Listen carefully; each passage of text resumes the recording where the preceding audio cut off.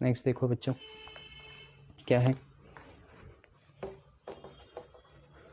इस वाले को आप ठीक से कर लेना, तो मैं लगा नहीं पाया था, भूल गया था, आप लोग लगा लेना। नेक्स्ट देखिए क्या है, i is equal to integration 0 से π/4 under root 1 plus sine 2x dx। ये आपकी चीज़ें हैं। तो आपको पता है इसका डायरेक्ट होता नहीं है, आपको 1 प्लस साइन 2x को ट्रांसफॉर्म करना पड़ेगा। तो 1 को आप लिख लीजिए sign square x plus cos square x. Sir आपको कैसे पता है? बेटे मैंने सारी जान पहले लगा रखी है इंडेफिनेट में, इसलिए डायरेक्ट कर रहा हूँ। तो 1 को लिखा sine square x plus cos square x, और साइन 2x को लिखा 2 sine x cos x, 2 sine x cos x. अब ये बन गया a square plus b square plus 2ab। इसका मतलब ये बना a प्लस बी का होल स्क्वायर। तो मैं इसे पहले ही वाले में ये बना रहा हूँ sine x plus cos x का whole square, sine x plus cos x का होल स्क्वायर हुआ, और यहाँ पे dx हुआ, स्क्वायर से रूट कैंसिल हो गया। ठीक है, 1 को लिखा sine square x plus cos square x, sine 2x को लिखा 2 sine x cos x, a square plus b square plus 2ab, a plus b का होल स्क्वायर, स्क्वायर से रूट कैंसिल। तो i की वैल्यू आई 0 से π/4। यहाँ पे कुछ नहीं है, यहाँ पे साइन एक्स है, और यहाँ पे कितना है कॉस एक्स है, और यहाँ पे कितना है dx है। ठीक है, ऐसा लगा देंगे ब्रैकेट 0 से π/4। बच्चे साइन एक्स का इंटीग्रेशन होता है माइनस कॉस एक्स, और कॉस एक्स का इंटीग्रेशन होता है साइन एक्स। तो आप पे ये चीज़ आई। अब लिमिट्स लगाएंगे तो i इज़ इक्वल टू डब्बा upper limit minus cos x, और साइन एक्स में x की जगह π/4 डालेंगे, वो अपर लिमिट है। तो माइनस कॉस π/4 प्लस साइन π/4। ठीक है, ये होगी upper limit minus lower limit. Lower limit 0 है, ऐसे नहीं कि दोनों 0 बनेंगे, cos 0 1 होता है। तो ये होगा माइनस कॉस 0 प्लस साइन 0। ये आपकी चीज़ें हैं। ठीक है, अपर लिमिट होगी π/4, लोअर लिमिट होगी 0 0। तो देखिए यहाँ पे क्या बनेगा, यहाँ पे सिंपली इतना बनेगा कि i is equal to bracket, पहला है माइनस कॉस 45, कॉस 45 होता है 1/√2, प्लस साइन 45 हो गया प्लस 1/√2, फिर माइनस कॉस 0 होगा -1, और साइन 0 होगा 0। तो कुल मिला के ये कट गई, माइनस माइनस प्लस का 1 बचा। ठीक है, चलिए नेक्स्ट देखें।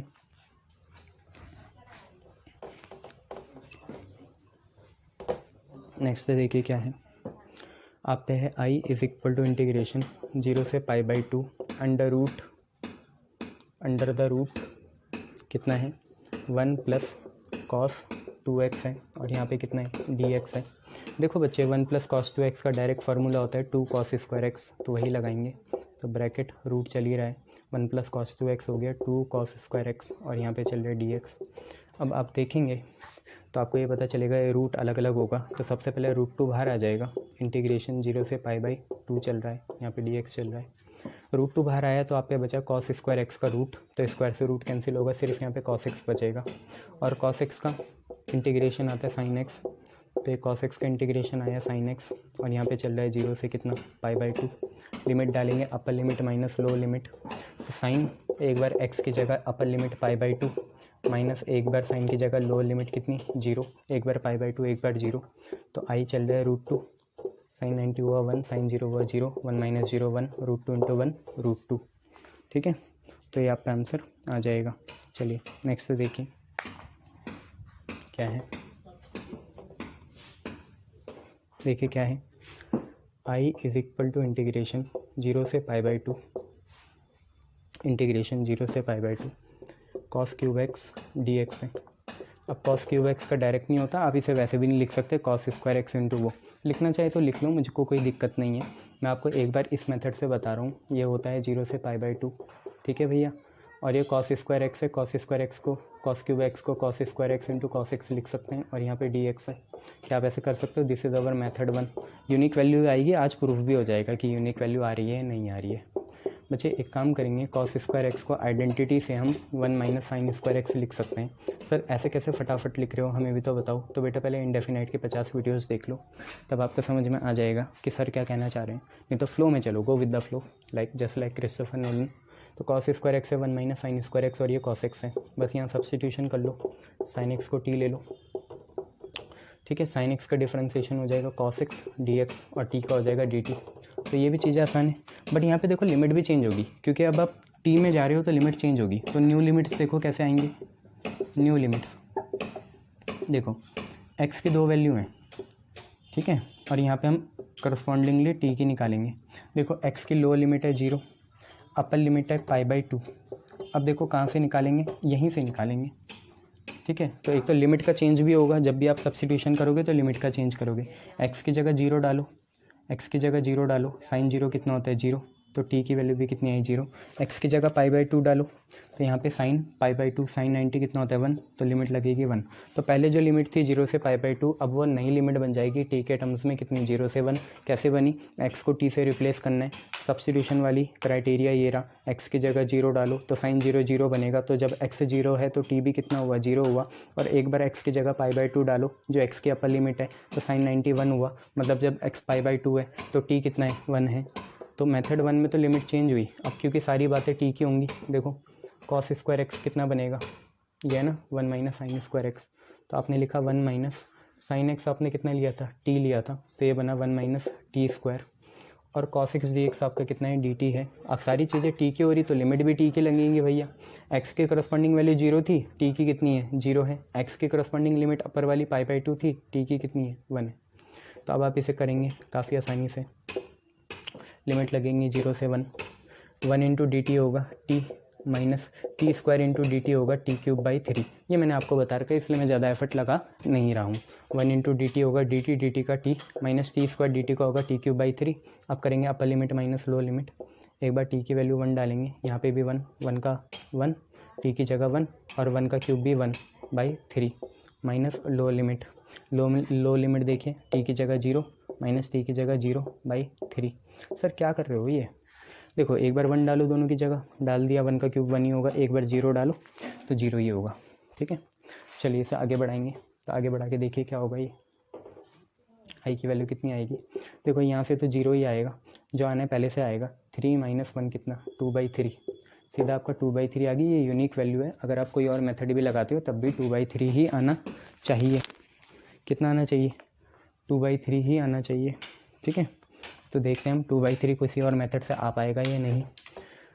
तो एक बार मेथड 2 यूज़ करते हैं, जिसमें हमें लिमिट चेंज ना करनी पड़े, पर उसके लिए फिर आपको फार्मूले तगड़े होने चाहिए। तो मेथड 2 देखिए, मेथड 2 में हम cos 3x का फार्मूला लगाएंगे, जो होता है 4 cos cube x minus 3 cos x, ठीक है।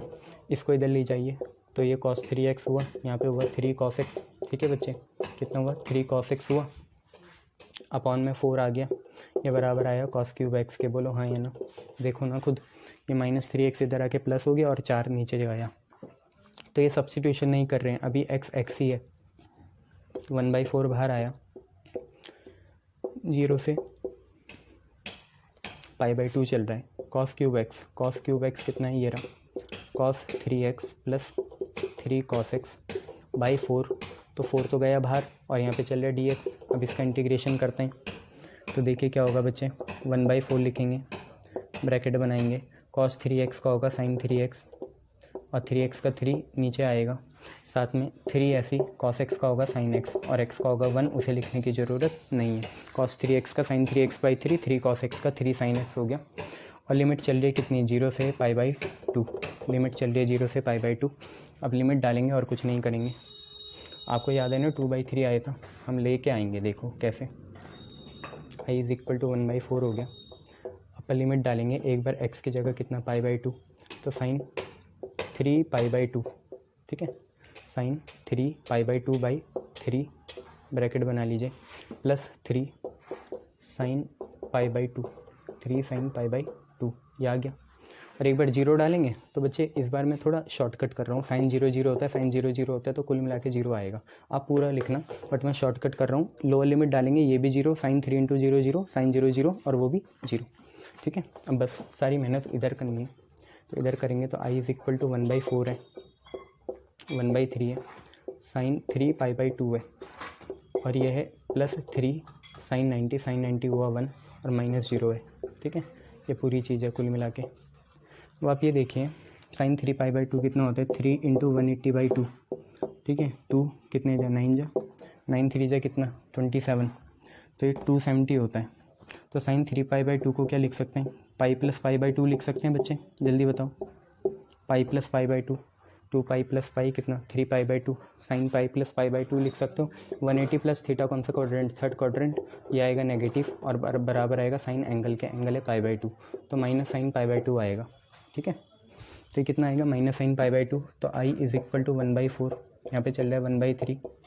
ठीक है, और ये आया माइनस साइन π/2, ये पूरी चीज़ साइन 3π/2 कितने के बराबर आई, माइनस साइन π/2, साइन 91 होता है, तो 1 इंटू माइनस 1/3 माइनस 1/3 हो जाएगा, 3 1 कितना होता है 3 होता है बच्चे।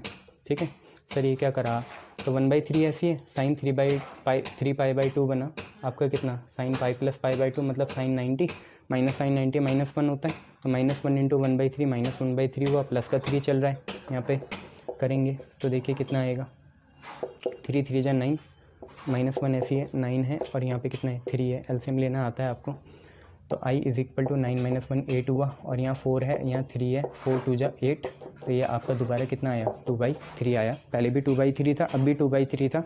यहीं से प्रूफ होता है कि ये एक यूनिक वैल्यू होगी, कोई ऐसी तैसी वैल्यू नहीं होगी, सिर्फ यूनिक ही वैल्यू होगी। क्लियर इतना, शाबाश।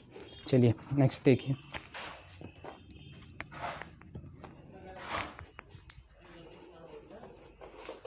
देखिए नेक्स्ट क्या है,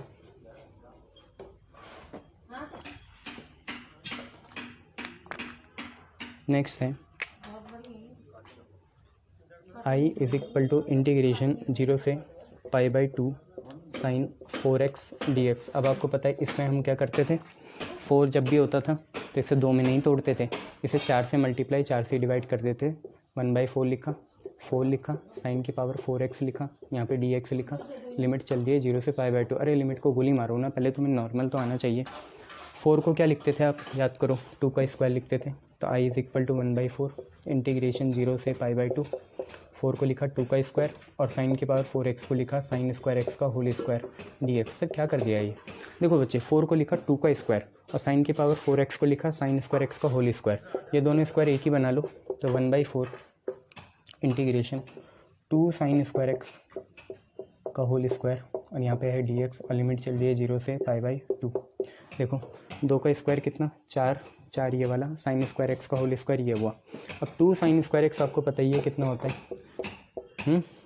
1 माइनस कॉस 2x होता है 2 sine square x। Cos 2x के दो फार्मूले होते हैं ना, 2 कॉस स्क्वायर x -1 और 1 माइनस 2 साइन स्क्वायर x, तो ये वाला है। तो 2 साइन स्क्वायर x होता है कितना, 1 माइनस कॉस 2x/2, ठीक है, और इसका चल रहा है होल स्क्वायर, और यहाँ पे चल रहा है dx, कोई शक नहीं है सर। ठीक है, 2 साइन स्क्वायर x होता है 1 माइनस कॉस 2x/2। अब ध्यान से देखिए 2 का स्क्वायर कितना 4, 4 4 जा कितना 16, तो 1/16 बाहर आएगा बच्चे, कोई शक नहीं सर। 2 का स्क्वायर कितना 4, आपको बस खतरा होना चाहिए वेरिएबल से, वेरिएबल को बाहर ना ले जाओ, वेरिएबल पे लिमिट से रखती है, बाकी सबको बाहर निकाल सकते हो। तो 2 का स्क्वायर कितना 4, 4 4 जा कितना 16, अब आप पे बचा 0 से π/2, और अंदर बच रहा 1 माइनस कॉस 2x का whole square dx। Sir whole square तो बाहर चले गया, तो वो दोनों के साथ है बच्चे, 2 का स्क्वायर बाहर गया, 4 4 4 16 हुआ, अभी भी 1 माइनस कॉस 2x का होल स्क्वायर बरकरार है। अब इसे खोलेंगे तो i इज इक्वल टू 1/16, 0 से कितना π/2, a का square a plus B a minus B का होल स्क्वायर है, तो a का स्क्वायर 1, फिर ये होगा कॉस स्क्वायर 2x, और यहाँ पे कितना होगा बच्चे -2 कॉस 2x होगा, और लिमिट चल रही है dx। ठीक है, इसको आगे बढ़ाएंगे। कॉस स्क्वायर 2x का भी डायरेक्ट नहीं होता, कॉस स्क्वायर 2x को आपको लिखना पड़ेगा कितना, 2 है ना पहले से, तो 4 आएगा। अब जब x होता है तो 2x आता है, अब 2x है तो 4x आएगा, तो i इज इक्वल टू कितना हुआ 1/16 हुआ, इंटीग्रेशन 0 से चल रहा है π/2, ये 1 ऐसी, प्लस कॉस स्क्वायर 2x होगा 1 प्लस कॉस 4x/2, 2 ही रहेगा। ठीक है, कॉस स्क्वायर 2x का होगा 1 प्लस कॉस 2 थीटा/2, थीटा पहले से 2x है तो ये बनेगा 1 प्लस कॉस 4x/2, और यहाँ पे है -2 कॉस 2x, और यहाँ पे चल रहा है dx। ठीक है, ये कॉस स्क्वायर 2x को लिखा 1 प्लस कॉस 4x/2। अब सबको अलग अलग कर लिया, मैं तो चाहूँगा आप एक ही साथ सब में लिमिट्स लगाएं। तो i इज इक्वल टू आप पे है 1/16, इंटीग्रेशन है 0 से π/2, ये है 1, ठीक है, प्लस इनको सेपरेट करेंगे, ये आएगा 1/2, ठीक है, 1/2 आया, इसको सेपरेट करेंगे, ये आएगा cos 4x/2, ठीक है, दोनों से 2 हटा दिया ना, तो ये 1/2 और cos 4x/2 हो गया, और ये है 2 cos 2x और यहाँ चल रहा है बच्चे dx, ठीक है, ये चीज़ है। तो अब देखिए क्या हुआ, आई है x 1/16 इंटीग्रेशन 0 से π/2। अब यहाँ देखिए कितना हुआ 1 + 1/2, 1 + 1/2 हुआ 3/2, 3/2 plus cos 4x/2 minus 2 cos 2x और यहाँ पे चल रहा है आपका कितना dx, ठीक है।